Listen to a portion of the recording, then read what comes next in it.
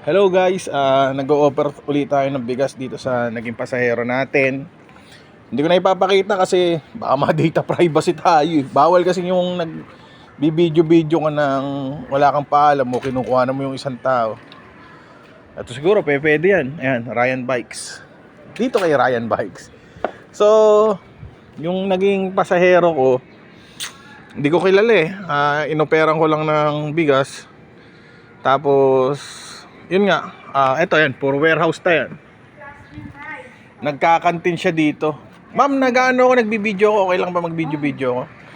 Eto, Jasmine rice. Tingnan ko nga.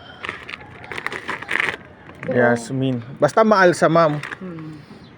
Siguro sa isang linggo baka 4 na beses. 4 na beses ka nag-ano. Nagpapaguludo. Magkano ang kuha mo rito? Eh ito 1,042 lang kasi kilo. 1,040 lang ang kuha sa nito eh. 1,040 yan. Pero yung Kokopandan, 1,1 ang kuha ko. Sa akin din 1,1. Libre deliver nga lang. Magkamukha ng presyo pero libre deliver. Kasi ano lang siya, 2 araw lang sa amin. 2 araw.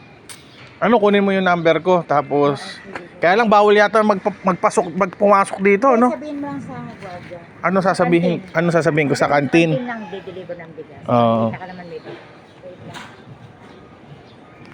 Yo guys, binigay ko yung number ko. Tanong ko na rin yung pangalan niya, syempre. May gwardiya kasi rito kung hindi ka naman basta-basta makakapasok, di ba?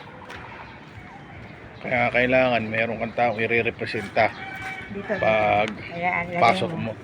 Hinihingi na ni ma'am yung number ko. Bibigay ko na. So dito ko na lang tatapusin yung vlog. Naisabi ko naman sa inyo yung mga kailangan sabihin, di ba? Yun lang. Ini-story ko lang.